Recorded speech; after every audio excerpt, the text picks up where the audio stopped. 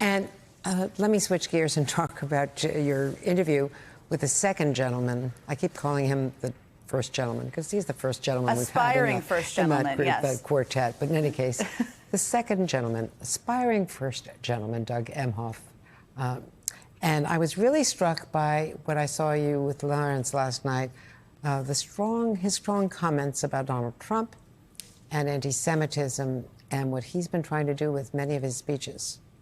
Yeah, Andrea, this is the part of the interview, one of the parts that's really stuck with me since I sat down with him on Wednesday, because long before he fell in love with Kamala Harris, the Attorney General at the time who loved to cook, he was somebody who was working in the business community, an entertainment lawyer, but somebody who was very deeply connected to his Jewish faith. And he talked about how she has really pushed him to be out there on this issue, to be out there talking about anti-Semitism, and how it's been really hard for him at times. But I think we have a clip we're going to play as well.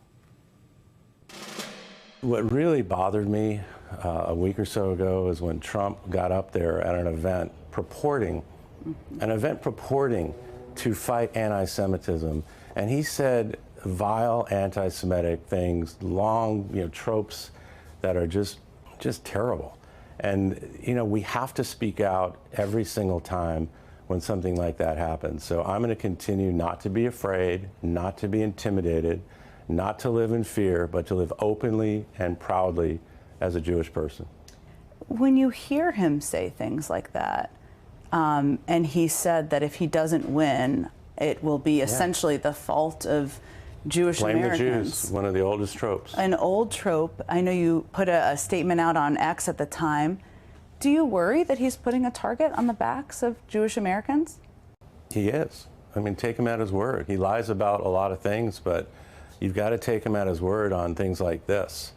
So, yeah, this is a disgusting trope, with this so-called dual loyalties. It's an outrage. And it's not just Jewish people that should be outraged.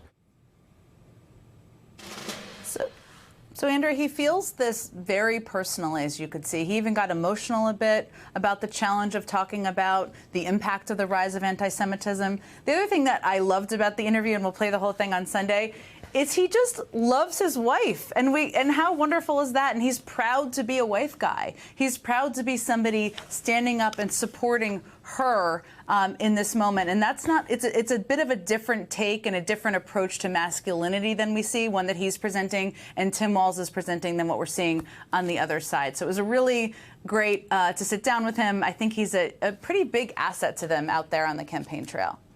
Yeah, I know you and I are both blessed with partners, spouses like that, and we know how rare it is and how we're married important. to wife guys. We love it. Yeah, exactly.